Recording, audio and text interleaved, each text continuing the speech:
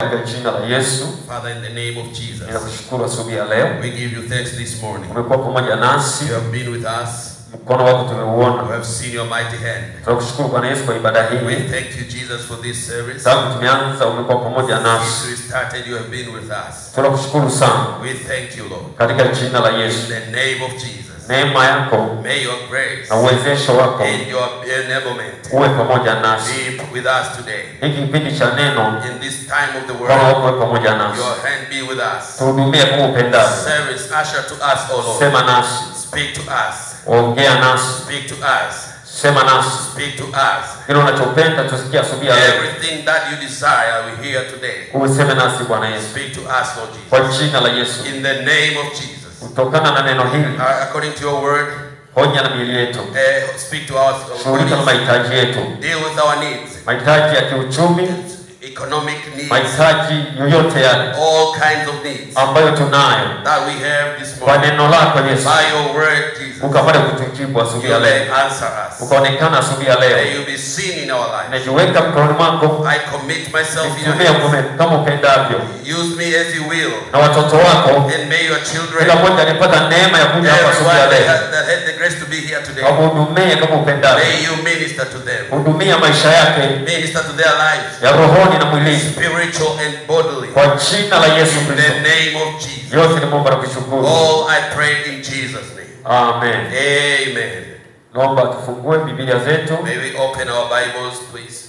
Naomba tufungue Biblia zetu. May we open our Bibles. Kitabu cha Matendo ya Mitume. In the book of Acts. Matendo ya Mitume. The book of Acts. Anzia sura ya kwanza. Chapter 1. Na kichwa cha somo And the title of the message ambacho Bwana amenipa asubuhi ya leo. that God has given us this morning Sema nanyi hapa. to speak to you. Haleluya. Hallelujah. Inasema Roho Mtakatifu katika kanisa. The Holy Spirit with the church. Roho Mtakatifu katika kanisa. The Holy Spirit with the church. Maandiko ya somo The scriptures again. ni katika kitabu cha Matendo ya Mitume. The book of Acts. Tasoma sura ya kwanza. Chapter 1. Tutaanzia mstari wa kwanza From verse 1 hadi mstari wa 11. to verse 11. Tasoma katika jina la Yesu. I'll read in the name of Jesus. Nani nasema kitabu kile cha kwanza nilikiandika Theophilo kuhusu mambo yote aliyoanza Yesu kuyafanya na kufundisha hadi siku ile alipochukuliwa juu. Alipokuwa amekwisha kuagiza kwa Roho Mtakatifu wale mitume aliowachagua, wale aliojidhihirisha kwao kuwa yu hai kwa dalili nyingi baada ya kuteswa kwake, akiwatokea muda wa siku 40 na kuyanena mambo yaliyohusu ufalme wa Mungu. Wakati alipokuwa amekutana nao, aliwaagiza wasitoke Yerusalemu, bali waingoje ahadi ya Baba, ambayo mlisikia habari zake kutoka kwangu, ya kwamba Yohana alibatiza kwa maji, bali ninyi mtabatizwa katika Roho Mtakatifu baada ya siku hizi chache. Basi walipokutanika wakamuuliza wakisema, je, Bwana, wakati huu ndipo utakapowarudishia Israeli ufalme? Akawaambia, si kazi yenu kujua nyakati wala majira Baba aliyoyaweka katika mamlaka yake mwenyewe, lakini mtapokea nguvu akiisha kuajilia juu yenu Roho Mtakatifu, nanyi mtakuwa mashahidi wangu katika Yerusalemu na kote katika Yudea na Samaria na hata mwisho wa nchi. Akiisha kusema hayo, walipokuwa wakitazama, akainuliwa, wingu likampokea kutoka machoni pao. walipokuwa wakikaza macho mbinguni, yeye alipokuwa akienda zake, tazama, watu wawili wakasimama karibu nao, wenye nguo nyeupe, wakasema, enyi watu wa Galilaya, mbona mmesimama mkitazama mbinguni? Huyu Yesu aliyechukuliwa kutoka kwenu kwenda juu mbinguni, atakuja jinsi hiyo hiyo mlivyomwona akienda zake mbinguni. Amen. I shall read in the English version from verse 1. The former treatise have I made, O Theophilus, of all that Jesus began both to do and teach, until the day in which he was taken up.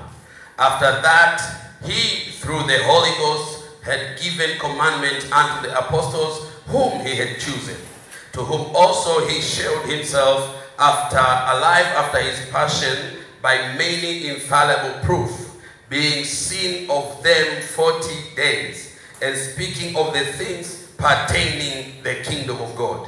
And being assembled together with them, commanded them that they should not depart from Jerusalem, but wait for the promise of the Father, which said he, you have heard of me. For John truly baptized with water, but you shall be baptized with the Holy Ghost not many days hence.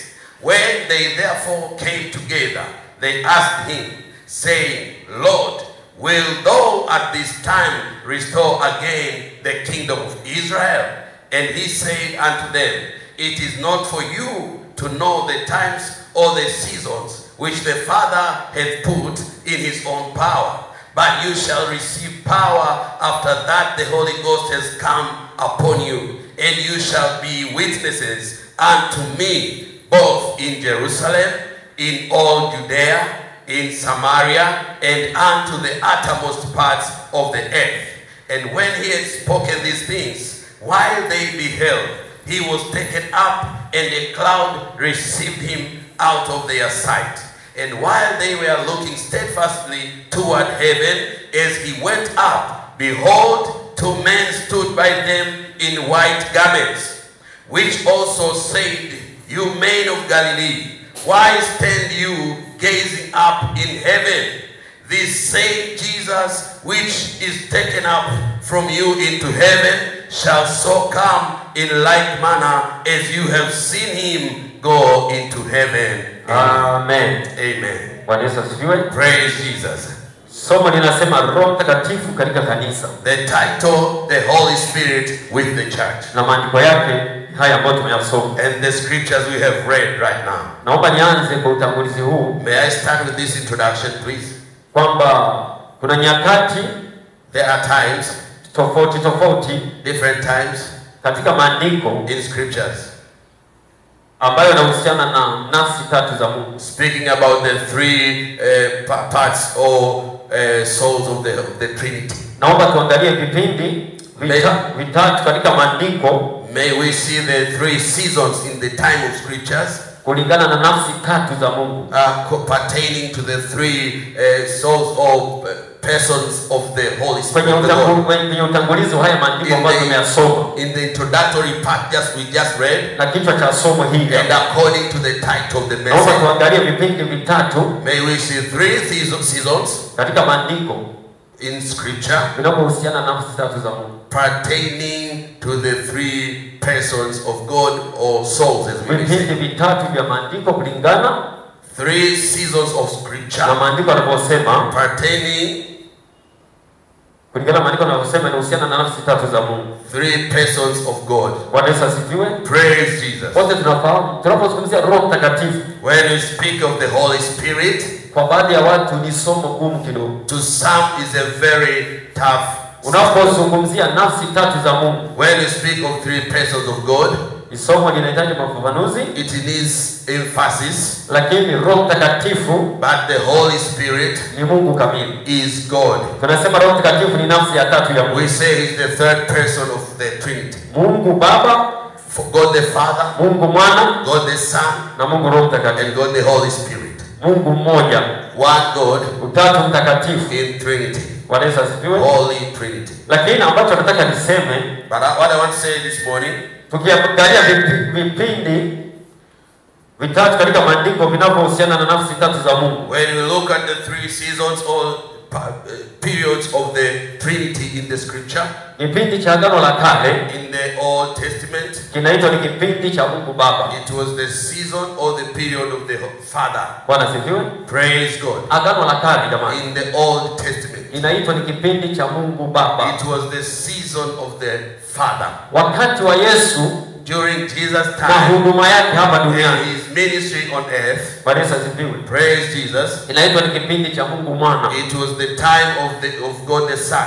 Yaani kipindi ambacho Yesu alikuwepo duniani When Jesus was on earth na huduma yake. and doing ministry. Wote tunafahamu Yesu aliishi miaka 30. We know that he lived on earth Alipofikisha 30 years. miaka 30, When he was 30 years old, alianza kufanya kazi yake he started doing the work of the Father, na alifanya kazi yake kwa miaka 3 na and nusu. he did it in 3 years and 6 months. Kwa hiyo tunapozungumzia habari And when we speak about ya huduma ya Kristo ulimwenguni, Jesus' ministry on earth, kimsingi we profoundly tunazungumzia ile miaka 3 na nusu ya huduma. we speak the 3.5 years. Hicho kipindi kinaitwa That time ni kipindi is called cha Mungu Mwana. the time of God the Son. Bwana Yesu asifiwe. Praise Jesus. Na maandiko yapo, And so there are scriptures about that.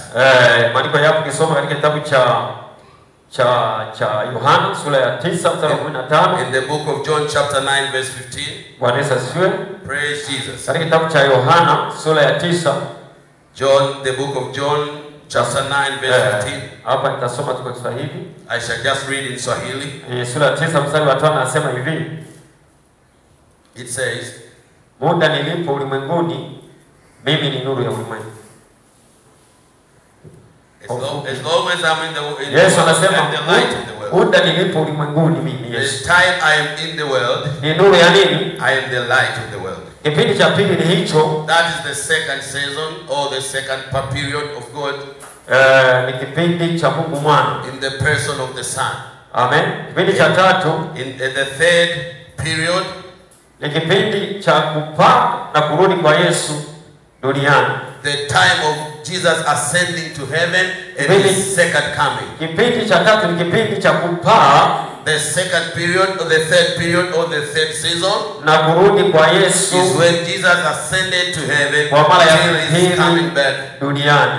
second time on earth. Bwana Yesu asifiwe. Praise Jesus. Bwana Yesu asifiwe. Praise Jesus. Kipindi cha tatu narudia, I repeat, the third season, ni kipindi cha kupaa Yesu kwenda mbinguni when Jesus went to heaven na kurudi kwa mara ya pili duniani. till when he comes back. Tunaposema kurudi kwa mara ya pili, When we speak about his second coming, mara ya kwanza ni pale alipozaliwa. the first time he came when he was born in bodily flesh.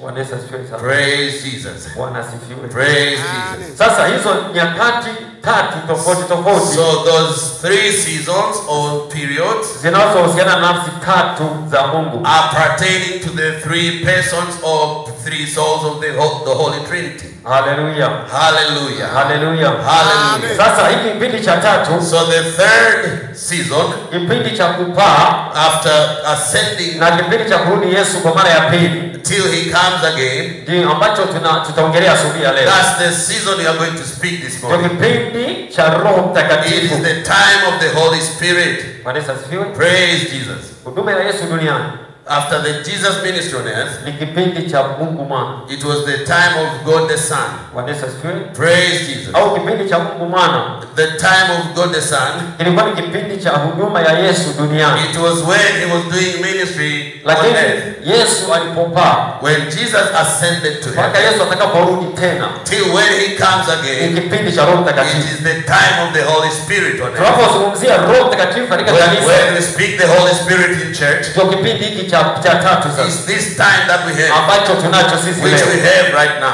Bwana Yesu asifiwe. Praise Jesus. Ukisoma When you read kwenye Matendo ya Mitume sura ya pili, the book of Acts chapter 2, sura ya pili hatutasoma, we shall not read there, I'll just paraphrase. inazungumzia siku ya Pentekoste. It speaks about the day of Pentecost. Bwana Yesu asifiwe. Praise Jesus.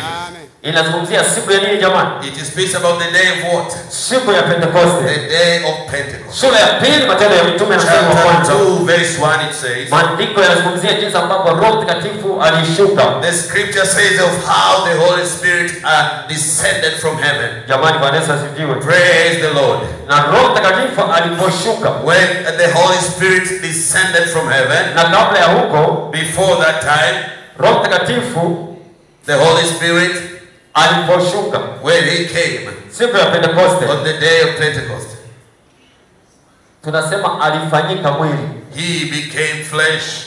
Roho Mtakatifu alifanyika mwili, the Holy Spirit became flesh katika kanisa, in the church. Hii ilitokea siku ya Pentecost. It happened on the day of Pentecost. Bwana Yesu asifiwe. Praise God. Roho Mtakatifu alishuka, the Holy Spirit came down from heaven, katikati ya kanisa, amongst the church. Tunasema alifanyika mwili. We say that he became flesh. Bwana asifiwe jamani. Praise Jesus.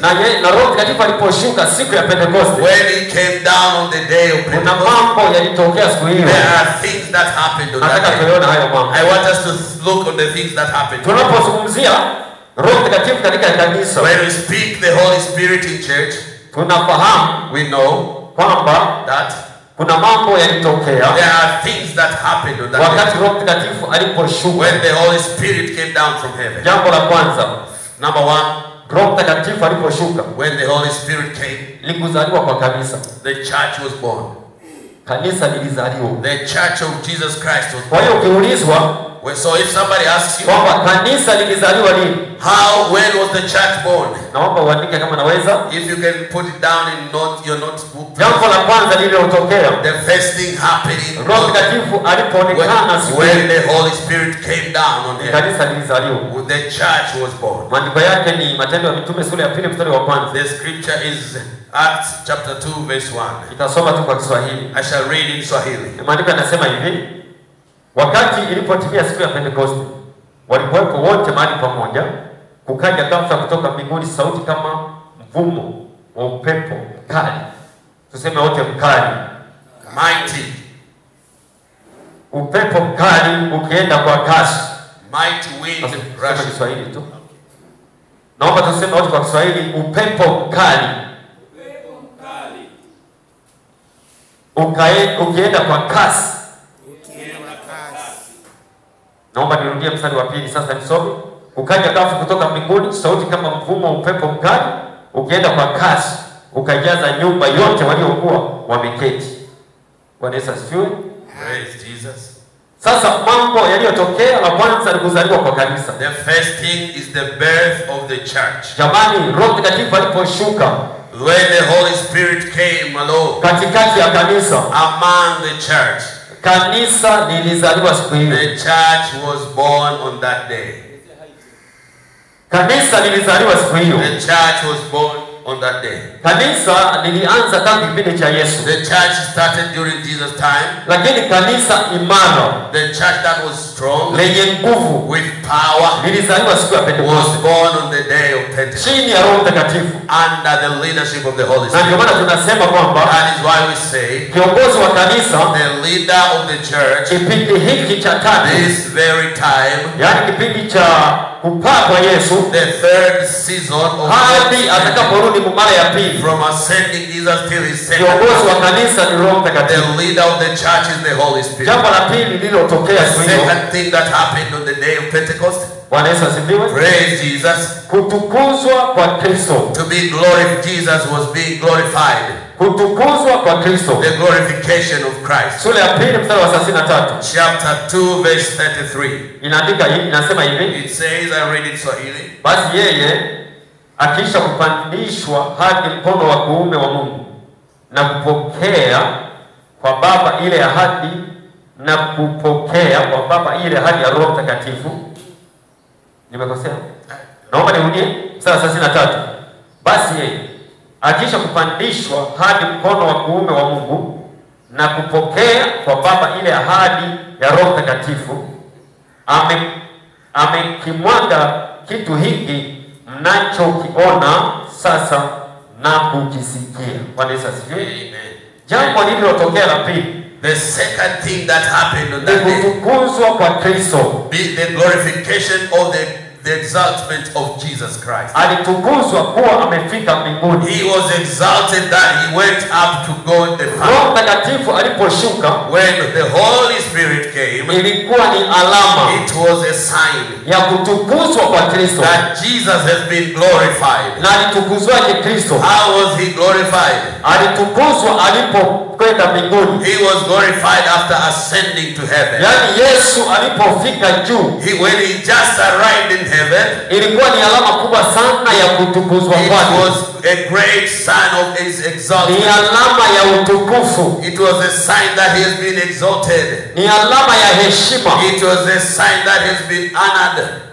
Ni inaonyesha jinsi ambavyo amemtumikia Mungu duniani kwa kiwango. It shows how he ministered or served God perfectly on earth, Ametimiza vigezo. fulfilling every aspect. Kwa hiyo jambo la pili lililotokea, So the second thing that happened, Roho Mtakatifu aliposhuka, when the Holy Spirit came, ni kutukuzwa kwa Kristo. it was a sign Jesus has been exalted. Bwana Yesu asifiwe. Praise Jesus. Kwa sababu Roho Mtakatifu ilikuwa aje, Because it was a must that the Holy Spirit Roho come. Mtakatifu tuseme Yesu alikuwa aende It kwanza, was a must that Jesus goes to heaven, ndio Roho Mtakatifu ashuke. so the Holy Spirit may come. Roho Mtakatifu alipoonekana siku ya Pentekoste, So the manifestation of the Holy Spirit, ilikuwa ni alama it was a sign ya kuona kwamba Yesu tayari yuko to show mbinguni. that Jesus is already in heaven. Jambo la tatu, The third thing that happened, kukamilishwa kwa kazi ya Kristo, the perfection of the work of Jesus Christ. kukamilishwa kwa kazi ya Kristo. The perfection of the work of Jesus Christ.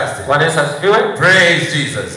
Roho Mtakatifu aliposhuka When duniani the Holy Spirit came on earth, siku ya Pentekoste, on jamani, the day of Pentecost, ilikuwa inadhihirisha kwamba it was a sign kukamilika kwa kazi yake hapa duniani. that the work of Jesus has been perfected. Haleluya. Hallelujah. Bwana Yesu asifiwe. Praise Jesus. Ni kukamilishwa kwa kazi ya Kristo The duniani. perfection of the work of Jesus' ministry. Yesu alisema tangu mwanzo, Jesus said since the very first time, wakati anaongea na wanafunzi when wake, he was speaking to his disciples, alikuwa anawaambia kwamba telling them, ninamaliza kazi yangu I am duniani, finishing my work on earth, lakini akawaahidi but I am promising you, ya kwamba sitawacha yatima. I shall not leave you in Yohana orphanage. 14 mstari wa 18 John 14:8. alisema sitawacha yatima, I shall not leave you in orphanage. naja kwenu. I shall come to you. Alikuwa anamaanisha What he meant, ninapomalizia kazi yangu duniani, soon I finish my work on earth, atakuja msaidizi mwingine. there shall come another helper. Kwa hiyo uwepo wa Roho Mtakatifu So the presence of the Holy siku Spirit ya Pentekoste on the day of Pentecost, ilimaanisha kwamba it meant kazi ya Yesu duniani the work of Jesus imekwisha. has been finished. Anayeongoza kanisa sasa The one leading the Roho church Mtakatifu. is the Holy Jambo Spirit. lingine lililotokea la The fourth thing that happened, kanisa lilitiwa mafuta. the church was anointed. Kanisa lilitiwa The mafuta. church was anointed. Alama mojawapo ya Roho Mtakatifu The sign of the Holy Spirit ni mafuta. is anointing, Wote tuseme ni mafuta. is oil. Tuseme wote ni mafuta. Anointing. Alama mojawapo ya Roho Mtakatifu ni mafuta. Anointing or oil. Roho Mtakatifu anafananishwa na The mafuta. Holy Spirit is likened to oil. Bwana Yesu asifiwe. Praise Jesus. Ni mafuta kwa sababu gani? Why oil? Akija ndani ya maisha ya mtu, When he comes into a person's life, tunafahamu wote kazi ya mafuta. we know how oil does. Huwa inaondoa kutu. It removes rust. Mafuta huwa yanaleta ulaini. Oil makes it lubricate hard parts. Ndio maana Roho Mtakatifu akishuka kwenye maisha ya mtu, So when the Holy Spirit comes into the life of a person, tunategemea kuona ulaini unakuja we kwake. shall see your life being lubricated. Ule wepesi wa kufanya mambo ya Mungu. You become soft or quick in doing things Kufanya bila kulazimishwa. without being pushed around. Kazi ya mafuta. The work of the oil or Sasa anointing. moja ya kitu ambacho kilifanyika, So one of the four things that happened, kanisa lilitiwa mafuta. the church was being anointed. Wote mnifuatisha nyuma yangu, niseme kwa Kiswahili. Come with me and say it together with me in Swahili. Kanisa lilitiwa mafuta. Kanisa lilipewa mafuta. Bwana wabariki sana. May God bless you. Tunapozungumzia kanisa lilitiwa mafuta, When we say the church was anointed, kanisa lilitayarishwa kwa kazi ya huduma ulimwenguni. The church was being prepared for the work of ministry on earth. Wote tunakumbuka Yesu aliwaambia wanafunzi, We all know that Jesus said to the disciples, usiondoke Yerusalemu do not depart from Jerusalem hadi mtakapovikwa uwezo kutoka until you receive Roho Mtakatifu aliposhuka. So when the Holy Spirit came, kanisa lilitiwa the mafuta church was anointed kwa njia ya Roho Mtakatifu by the power of the Holy kwa Ghost, kazi maalum ya huduma ulimwenguni. so that they become prepared Kwa for hiyo the work of tunafanya kazi ya injili duniani So we do the work of the gospel ni kwa sababu ya Roho Mtakatifu. because of the Holy Spirit. Bwana sifiwe. Praise Jesus. Bwana sifiwe. Praise Jesus. Haiwezekani kufanya chochote kama You cannot do nothing without the Holy Spirit. asili ya huduma hii ya wokovu ya injili The source of our ministry is the Holy ni Spirit. Roho Mtakatifu. Is the Holy Spirit. Bwana Yesu asifiwe. Praise Jesus. Asili ya huduma ya injili duniani The source nasema ni Roho is Mtakatifu. the Holy Spirit. Na ndio maana Roho Mtakatifu kama hayupo If you don't have the Holy Spirit, tunafanya kazi ya injili kwa ugumu sana. it becomes very difficult to do Kwa the sababu things of God. asili ya injili Because the gospel ni Roho Mtakatifu. originates from the Holy Spirit. Ndio maana aliposhuka siku ya So Pentekoste when he came upon them on Pentecost, alikuja kwa kazi ya kulitia mafuta he kanisa. came to anoint the church. Jambo lingine Another thing, la tano, number 5. Bwana Yesu asifiwe. Praise Jesus. Jambo lililotokea, What happened on the day of Pentecost? Roho Mtakatifu alikuja kukaa ndani ya kanisa. The Holy Spirit came to dwell Wote among the wote church. turudie kwa Kiswahili. May we repeat in Swahili? Kukaa ndani ya kanisa. Kaa ndani ya kanisa. Kukaa ndani ya kanisa. Kaa ndani ya kanisa. Haleluya. Hallelujah. Roho Mtakatifu aliposhuka siku ile, When the Holy Spirit came, alishuka ili akae ndani ya kanisa. he came to dwell among the church. Haleluya. Hallelujah. Tunaposema kukaa ndani ya kanisa, When we speak dwelling among the church, maana yake Roho Mtakatifu aliposhuka ile siku ya Pentekoste, it means alikuja ili kukaa ndani ya mwamini. he came so that he will be in everyone's Maana body. tunasema So, kanisa ni kusanyiko because we say the church is a gathering or an assembly la watu waliokoka. of the people who believe in Jesus Christ. Kanisa ni mtu. A church is a person. Tunaweza kuzungumzia kwa hali ya maana ya kawaida. In just a local meeting, Tunasema tunakwenda kanisani. when we say we are going to church, Lakini maana halisi ya roho, but the true spiritual meaning, kanisa ni wewe, kanisa ni mimi. the church is you and me Bwana together. Yesu asifiwe. Praise Jesus. Kwa hiyo mambo yaliyotokea siku So ya the Pentekoste things happened on the day of kwamba Pentecost Roho Mtakatifu when the Holy Spirit alikuja kukaa ndani yetu. he came and dwelt among us. Tumpigie Bwana Yesu makofi Give jamani. Jesus a big clap. Roho wa Mungu mwenyewe, The Holy Spirit, Roho wa Yesu Kristo, the Spirit of Jesus Christ, jamani, Roho wa mbinguni. the Holy Spirit from heaven. Hii ni ajabu, It is amazing. lakini ni kweli It is true. kwamba Roho Mtakatifu aliposhuka When the Holy Spirit siku ya came, Pentekoste, jamani, the day of Pentecost, kama miaka 2000 na about iliyopita, 2,000 years ago, alikuja kukaa ndani ya came mwamini. and dwelt among believers. Roho Mtakatifu, The Holy Spirit. naomba ulishangilie jambo hili Give a big clap. ambalo ninaweza kulisema sasa hivi What I'm just about to say. kwamba furaha kubwa ni hii, The joy, na ni kweli naamini. it is true and amen. Roho Mtakatifu aliposhuka When the Holy Spirit alikuja kuishi ndani yetu, came to dwell inside you. alikuja kukaa ndani yako, He came to dwell na ndio maana inside you. ukiomba Roho That Mtakatifu is why you pray for the Holy Spirit. anaweza akaja ndani He yako. can come and fill you. Jamani, tumekirimiwa I tell you, we have been kitu cha granted thamani sana. precious, precious. Mambo ya mbinguni The things of yanaweza heaven yakaishi kwetu leo. can dwell in you today. Tumepewa thamani kubwa na You have Yesu, been given a great kwamba yale mambo yanayoishi milele mbinguni things that are everlasting. sasa kwa awamu hii ya tatu, That shall in this third tangu person Yesu alipopaa till when they hadi Yesu atakaporudi tena, until when he comes back. Roho Mtakatifu anaweza kaishi The ndani yetu. Holy Spirit can Roho live. Mtakatifu anaweza kutuongoza The tena, Holy Spirit can dwell in you. anaweza akakaa ndani yetu. He can dwell in us. Shangilie Bwana Yesu kwa Give makofi. glory to Jesus. Shangilie Bwana Yesu kwa makofi. Please give Jesus a big clap. Haleluya. Hallelujah. Kwa hiyo jambo lingine ambalo lilitendeka So the fifth thing that happened siku ya Pentekoste, on the day of Pentecost, ambalo kwa kweli linatufurahisha I sana, tell you, it gives us so much ni joy. Roho Mtakatifu It is the Holy Spirit kuishi ndani yetu. dwelling inside us. Jamani, kuishi ndani yetu, Inside us. kuishi ndani yetu, Inside us. kuishi ndani yetu. Inside us. Jamani, kuishi ndani yetu, Inside us. kuishi ndani yetu. Inside us. Haleluya. Hallelujah. Jambo lingine The sixth thing, lililotokea what happened siku ya on the Pentekoste, day of Pentecost? siku ya On Pentekoste, the day of Pentecost, Pentecost. Hallelujah. Hallelujah. Amen. Ni mwanzo wa kipindi kipya. Is the beginning of a new season. Jambo lingine lililotokea. The sixth thing, Tulipata mwanzo mpya. we received a beginning. Majira mapya yalianza. New seasons, the times of the new seasons. Hallelujah. Hallelujah. Yalianza majira mapya. New seasons started. Kwamba Roho Mtakatifu That the Holy Spirit, alifanyika mwili. he became flesh.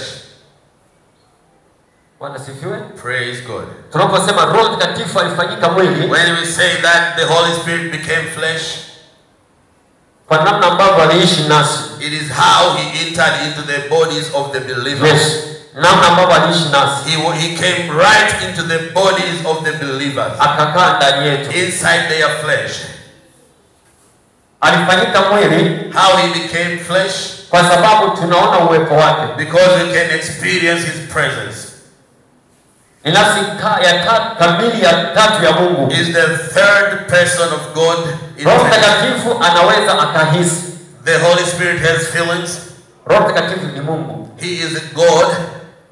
Alikuja duniani He came on earth siku ya Pentecoste on the day of Pentecost. aliposhuka. And when he came Maandiko down, tuliyosoma from the scriptures we read, yanasema hivi, it says, ukatokea, it appeared. ukaja ghafla It came suddenly toka mbinguni. from Jamani, heaven. toka wapi? From heaven. Jamani, Roho Mtakatifu toka wapi? From heaven.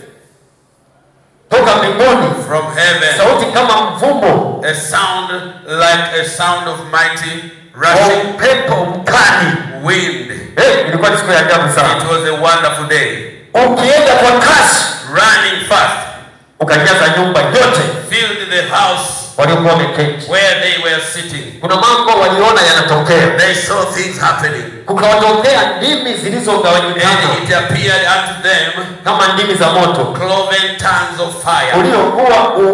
uliowakalia kila mtu, kila mmoja wao, And it set upon each one of them kama ndimi za moto. the flames of fire. Yaani waliona kama alama za moto. They saw like tongues of fire. Itikia amina jamani. Say amen. Itikia amina tena. Say amen again. Itikia amina tena. Say amen. Yaani waliona kama alama za moto. They saw like. Ndio maana tunasema Roho Mtakatifu ni moto. That's why we say the Holy Spirit is Alama mojawapo ya Roho Mtakatifu. another sign of the Holy Wote Spirit. tuseme alama ya Roho Mtakatifu. The sign of the Holy Spirit Mojawapo ni moto.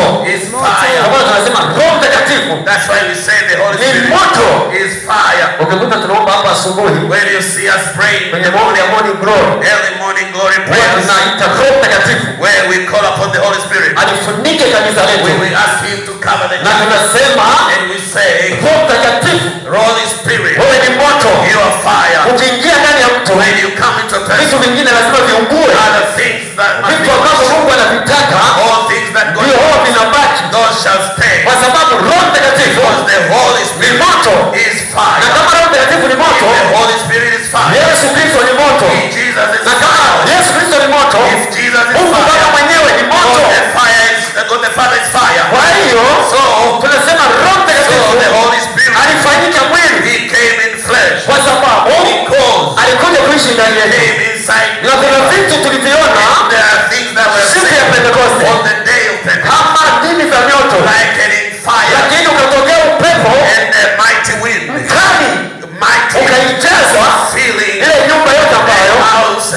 wale mitume They were the disciples walikuwa wamekaa. were sitting. Kama ukienda mbinguni siku ile If you go to heaven that day ukaonana na Petro, and you meet Peter, ukaonana na kina Yohana, if you see John, ukaonana na kina Yakobo, if you see James, ukaonana na kina Mathayo if you see Matthew, na wengine wengi, and all the others, ukiwauliza if you ask them ile siku ya Pentekoste what walikuwa wapi, happened on the day of Pentecost, watakusimulia they vizuri. shall tell you the story. Waje Bwana akupe neema May God give you the grace ufike mbinguni. that you may enter heaven. Nasema Bwana akupe neema May God give you the grace ufike mbinguni. that you enter heaven. Leo tunasema habari ya When we Pentekoste. speak about Wakati Pentecost, mwingine but other times kwetu inakuwa ni kama hadithi, it looks like a story. lakini nakwambia kweli But katika jina la I Yesu tell you in Jesus' ni name, jambo halisi it is a real thing. lililotokea. It happened. Roho Mtakatifu The alishuka, Holy Spirit. na ndio maana mpaka leo That's why Roho Mtakatifu today bado yupo, the Holy Spirit is kwa here. sababu Because atakuwepo He is here. mpaka Yesu atakaporudi. He is the coming of Piga Jesus. Bwana Yesu makofi mengi. Give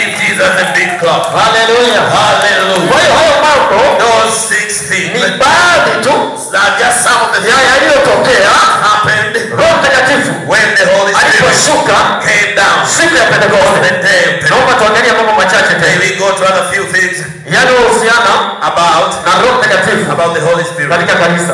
in the church. Unaweza kuandika You can write Roho Mtakatifu the Holy Spirit katika kanisa. with the church. Usisahau kichwa cha ujumbe kinasema Don't forget the title of the message. Roho Mtakatifu The Holy Spirit katika kanisa. with the church. Na tunachoangalia sasa hivi And now what they're looking, huduma ya Roho Mtakatifu the ministry of the Holy Spirit katika kanisa. with the church or within the church. Tunapoangalia When you look at this, kichwa cha somo the kinachosema title of the message, Roho Mtakatifu katika kanisa. the Holy Spirit with the Sasa church. tunataka tuone Now let us see huduma ya Roho Mtakatifu the Holy Spirit ministry kwenye kanisa ni nini? with the church. What is his ministry? La kwanza, Number one, utawala. to rule. Tuseme kwa Kiswahili wote, May we say Swahili? ni utawala. Tawala. Utawala ya pili. Utawala. Wote tuseme utawala. Utawala. Ya kwanza utawala. Ya pili utawala. Ya tatu utawala. Tumpige Bwana Yesu makofi. Give Jesus a big clap. Huduma ya Roho Mtakatifu kwenye kanisa. The ministry of the Holy Spirit in Akishuka kiukweli, when he comes to any church, cha kwanza huwa anataka tawala. he wants to rule over that church.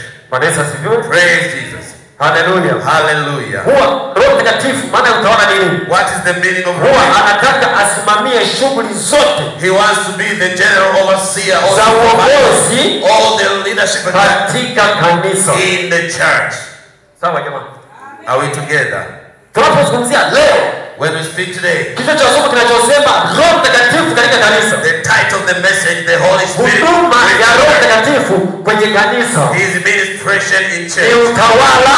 is ruling. Huwa anataka He wants asimamie shughuli zote He za wants to uongozi. overseer all the other Ndani ya kanisa. works of leadership. Naomba niangalie. May you look at me, please. Na ndio maana That's why mchungaji the pastor, lazima he must aongozwe be guided na Roho Mtakatifu. by the Holy Na Spirit. ndio maana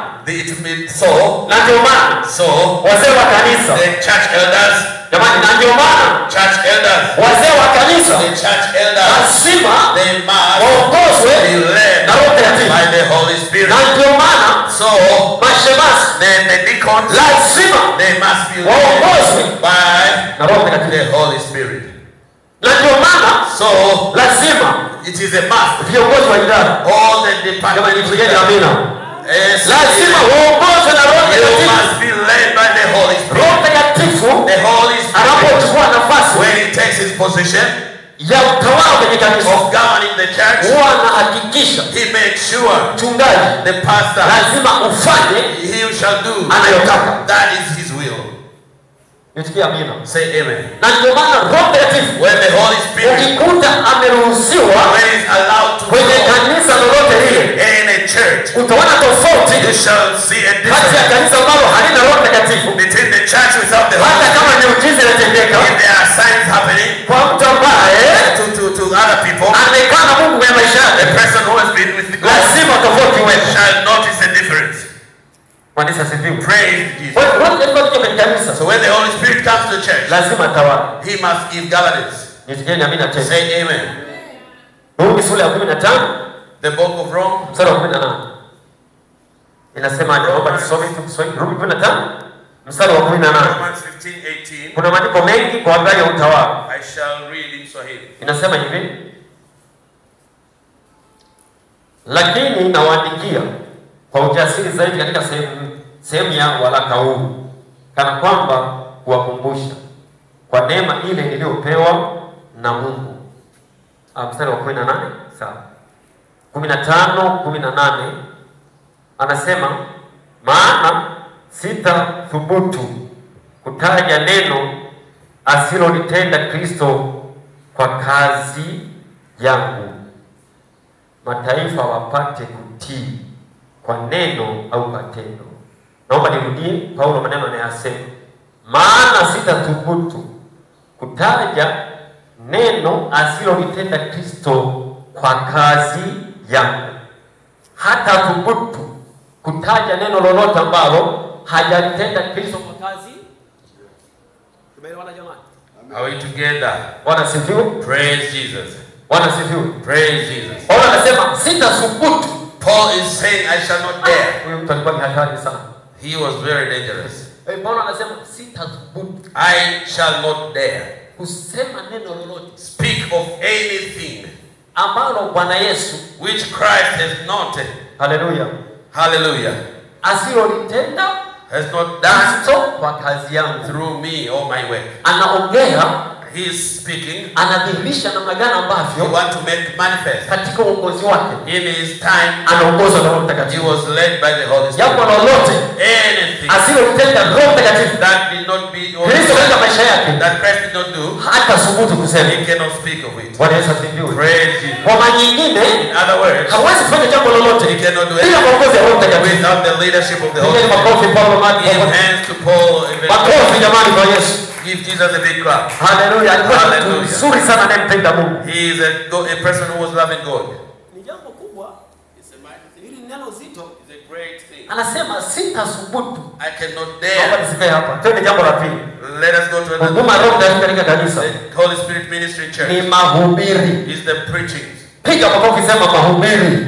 Give a clap and say, Huduma ya Roho Mtakatifu ndani ya the kanisa Holy Spirit in church. lazima hakikishe He must make sure wahubiri wa injili wote the preachers of the gospel, wanaosimama those madhabahuni who stand at the pulpit, lazima wamevuviwa. they must be Nisikia amina. anointed. Piga Bwana Yesu makofi. Give clap to Jesus and say, Wazee yes. wangu wa kanisa nisikilizeni. Church elders, listen. Wazee wa kanisa Bwana asifiwe. Praise God, elders. Anasema hivi, The Bible says, Bwana Yesu asifiwe. praise Jesus. Kazi ya pili The second thing, the work of ndani ya God kanisa Roho Mtakatifu inside the church, huwa anahakikisha he must make sure wahubiri wote all the preachers wanaongozwa na yeye. are governed by him. Bwana Yesu asifiwe. Praise Jesus. Huongoza Then governing na kuwapaka mafuta and anointing wahubiri the preachers na kuwatia nguvu. and giving them power. Haleluya. Hallelujah. Roho Mtakatifu akiwepo ndani ya When kanisa, the Holy Spirit is in the church, lazima ninapohubiri mimi it is a must when ninatahubiri we shall preach katika uweza, in the might, katika mafuta, in the anointing, katika kuvuviwa in the power na Roho Mtakatifu. of the Holy Spirit. Bwana Yesu asifiwe. Praise Jesus. Roho Mtakatifu ndani ya kanisa. The Holy Spirit with the church. Hili somo la leo nalifurahia This is mwenyewe. a wonderful Pigeni message. makofi kwa ajili I ya Bwana. rejoice about this message. Tunapozungumzia kipindi cha tatu, When we speak of the state tangu Yesu amepaa after Jesus hadi atakaporudi, until when he comes, elewa kiongozi wa kanisa get to know that katika nyakati hizi the leader of the church in this ni Roho time Mtakatifu, is the Holy na Spirit. Roho Mtakatifu And the Holy Spirit, lazima atendewe haki, he must be given akaribishe kanisani. that he must be allowed. Roho Mtakatifu Holy Spirit, ili aingie so kanisani, to come in church, huwa anataka hiari ya watu. he needs your Roho Mtakatifu, the Holy Spirit. naomba nisikilize. Just listen. Roho Mtakatifu, naomba niangalie kila mtu. Just look at me. Roho Mtakatifu Holy ili Spirit, aingie kwa mtu, for him to come to you, ili aingie kwa kanisa, the Holy Spirit to come to huwa church, anataka karibu. he wants you to be Ule utayari wa mtu, he wants your readiness. mtu lazima A person aonyeshe shauku shall be ya kuhitaji Roho Mtakatifu. desiring the Holy Na ndio Spirit. maana So, baadhi ya makanisa some of the churches yasiyomtaka Roho Mtakatifu that don't desire the huwa Holy haingii pale Spirit, he doesn't go. na huwa hakai He pale. doesn't dwell there. Roho Mtakatifu anataka The Holy Spirit hiari ya watu, desires your hiari ya mchungaji, your readiness. hiari ya mzee wa The kanisa, pastor, hiari ya the mshirika elder, the asijisikie church member. au akiona You want to see that anaruhusiwa when kuingia, he sees these huwa allowed, anakuja then he shall na come kufanya makao. and he shall do it. Sasa So, wahubiri wote all the preachers, lazima it is a must, waongozwe they shall be na Roho led Mtakatifu. by the Holy Spirit. Natangaza kwa jina la I Yesu. announce today, Kila atakayesimama atapohubiri everyone lazima standing waongozwe na Roho Mtakatifu. must be led by the Nasema hivi, I say, tukitaka twende viwango if you want to go to another level, viwango vya juu, if you want to go to higher tuangalie level, Bwana Yesu, we must allow kwa Jesus. sababu And for Jesus, tuyejimezuishi. we teach him as Louis. Bwana Yesu anachukua He wants to take kwa this viwango vingine. to another level. Roho Mtakatifu The anachukua Holy mezuishi Spirit is taking kwa us viwango to vingine. another level. Upende, You like usipende, it or you don't like it. unitikie Yesu You mchungaji say amen or not. or you say no. Roho Mtakatifu The Holy Spirit kama kanisa as a church anatuchukua taking us viwango to vingine, another level. kwa sababu kuanzia mimi mchungaji, From this time, Roho Mtakatifu what is the pastor? nimeamua I have allowed kumkaribisha. to invite the Holy Wazee wa Spirit. kanisa nitikeni amina. Let us say amen. Haleluya. Hallelujah. Kwa tunapozungumzia huduma ya Roho Mtakatifu When ndani ya we kanisa, say the Holy Spirit ministry, lazima wahubiri wote all the preachers waongozwe na yeye. must be led by him. Haleluya. Hallelujah. Hata kama tuliona kiwete hapa ametembea. If you have not seen a crippled walking, lakini mioyoni mwetu tukihudumiwa na Roho Mtakatifu, but even in our hearts you are ministered by the Holy Spirit, inatosha. it is enough. Kwa sababu usalama wa maisha ya mtu, because the safety of our life unaanzia rohoni, starts from the inner man. Mimi hapa nisipokuwa sawa rohoni, if I'm not safe inside, hata kama nikipona mguu nilikuwa kiwete, if I am healed the crippled leg, kama yule kiwete wa mlango mzuri, like the good door, kama Yesu hayumo ndani yangu, if no, there's no Jesus in me, nitatembea kweli lakini ninalia. I shall walk but it is waste. Nakwambia mwanangu hivi, I tell you, kama utafanikiwa, if you succeed, kumkaribisha Roho Mtakatifu ndani ya maisha yako, invite the Holy Spirit in your life. I tell you, nakwambia, nataka kuhubiri Kiingereza. Nasema hivi, I tell you, amani utakayoipata wewe, the peace that you share dunia hii, is not of this earth. It's getting up. Amen. Na ndio maana, that is why, Matendo ya Mitume in the book of sura ya 7 chapter 7 na sura ya 8 and chapter 8, mfiadini wa kwanza we see the anaitwa Stefano.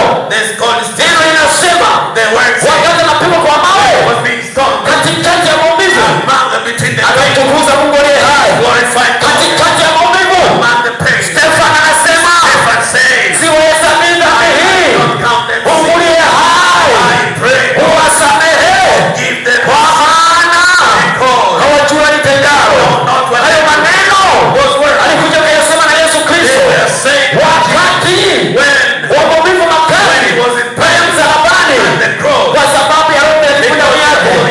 Yesu akasema, uwasamehe, kwa maana hawajui walitendalo.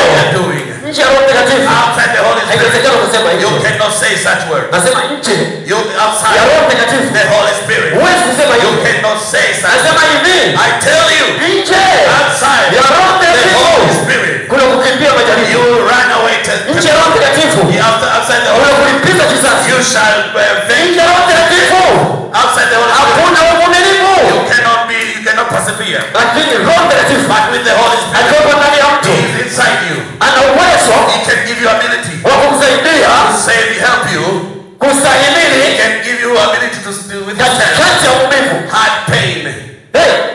Katikati ya maumivu, nasema Pain. katikati ya maumivu In pain. ya kukataliwa na watu, Being rejected by people. utapata na kutukuza Bwana. You shall be giving glory to God. Nasema katikati ya maumivu You shall be inside ya pain. kukataliwa na watu, Rejected by men. chini ya mfalme Roho Mtakatifu, Under the leadership of chini ya God. kamanda Roho Mtakatifu, Under the commandment of chini ya God. mbingwa Roho Mtakatifu, The mighty ruler. chini ya kiongozi wa kanisa Roho The Mtakatifu, Holy Spirit. katikati ya kukataliwa Rejected. utapata kumtukuza Mungu. You shall be glorified. Katikati ya ugonjwa In sickness. utapata kusema Bwana wewe You niependeza. shall give glory. Katikati ya kuishua In every una pesa na nauli, you don't have money. lakini moyo wako unasikia amani. In your heart you have Katikati the Holy Spirit. Roho Mtakatifu, The Holy Spirit. katikati ya kanisa, In the Holy Spirit. nasema Roho Mtakatifu The Holy Spirit katikati ya kanisa. with the church. Hallelujah, Hallelujah. hallelujah. Hallelujah. Kazi ya tatu, The third thing, huduma ya Roho Mtakatifu katika the kanisa. ministry of the Holy Spirit in church. Huduma ya tatu The third ni ministry maombi. is intercession. Maombi. Intercession. Huduma ya pili tunaona The second thing ni mahubiri. is the preaching. Naomba nikutendee haki. I want to do justly to you. Nikupe andiko. May I give you a scripture? Katika Petro wa kwanza In 1 Peter, kwenye mahubiri andika hili andiko. in the part, the point about preaching, right Katika there. Petro wa kwanza The first epistle of Peter, sura ya kwanza chapter 1, na mstari wa 12. verse 12. Yes. Katika Petro wa kwanza 1 Peter, inasema hivi, it says, sura ya kwanza mstari wa 12 inasema, verse 12.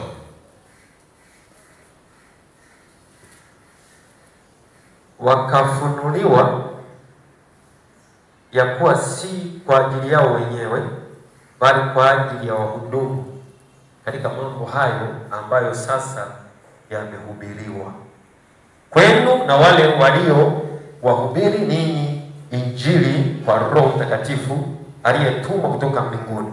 Mambo hayo malaika wanatamani kuyaona. Amen. Naomba nirudie. I want to repeat.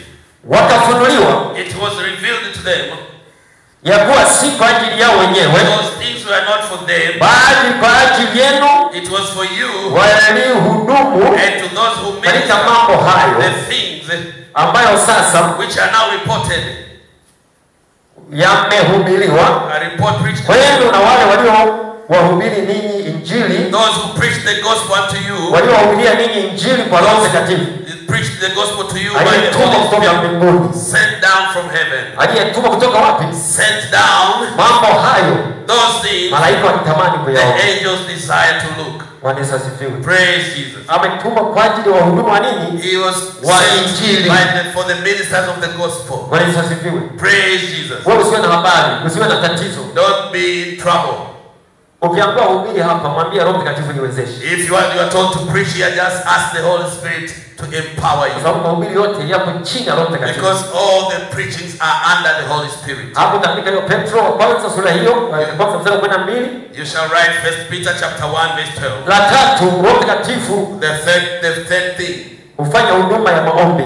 he does the work of supplication and intercession. Maombi yote hufanywa kwa jina la Yesu Kristo. All the prayers are done in the name of Jesus. Huku Roho Mtakatifu But the Holy Spirit akiunganisha na Kristo. is connecting the church with Christ.